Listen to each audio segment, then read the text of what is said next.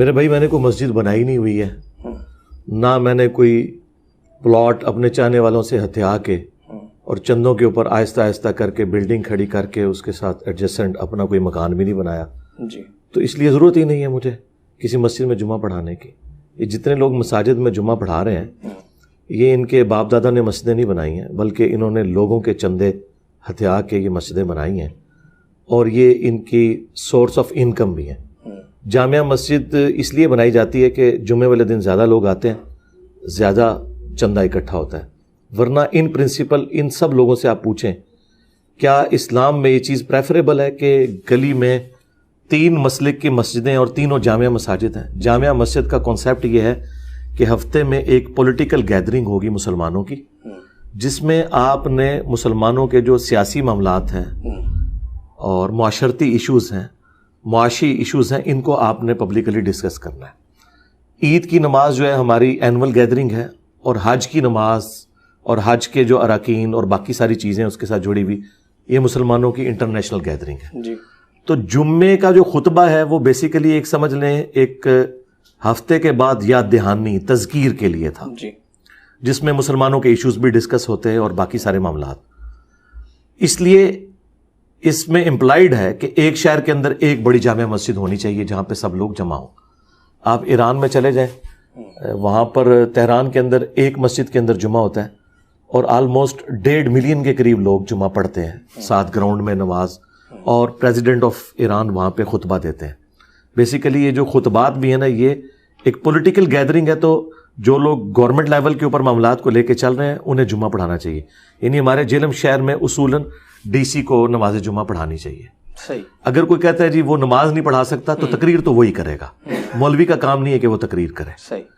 سیدنا عمر ایک political leader بھی تھے، مسلمانوں کے پیشوا بھی تھے، حافظ قرآن بھی تھے، امام مسجد بھی تھے. یہ ساری چیزیں ان کے اندر جمع تھیں. لیکن بیسیکلی چند صورتیں رٹ کے اور 2-4 باتیں دین کی سیکھ کے ایک بندہ ممبر پہ چڑھ کے کہ میں لوگوں کو دین سکھاؤں گا، جسے نہ ماڈرن سائنس کا پتہ ہو، نہ اسے دینی اختلافات کا پتہ ہو، نہ مسلمانوں کے ایشوز کا پتہ ہو، اور وہ کہ میں مسلمانوں کو گائیڈ کروں گا. ان لوگوں کو گائیڈ کرے گا کہ جن لوگوں نے اسے تنخواہ پہ رکھا ہوا ہے اور ان کی تعلیم بھی ان سے زیادہ ہے، وہ ان کو کمی کمین کی جگہ سمجھتے ہیں. اب میں کہیں پہ جمعہ پڑھاؤں گا تو مجھے کوئی کمی کمین کے طور پہ تو نہیں دیکھ رہا ہوگا. بالکل نہیں دیکھ رہا. اور یہی پوائنٹ ہے علی بھائی کہ یہ تو چالیں آپ نے برے صغیر کی یا پاکستان کی یا موجودہ صورتحال پر بات کی ہے نا، لیکن ان ایکچوئل تو دین میں جمعہ پڑھانے کا ہے. جس طرح سے آپ ایک ہفتے میں اکٹھ کرتے ہیں یہاں پر اپنی اکیڈمی میں، میں بڑے اطمینان سے یہ بات کہہ سکتا ہوں کہ اگر آپ جہلم میں یا کسی بھی اور شہر میں اگر آپ جا کر ایک جمعہ پڑھایا کریں تو وہاں پر بڑی تعداد آئے گی. جہلم شہر میں بھی ساری مسجدیں ویران ہو جائیں اگر میں جمعہ شروع کر لوں.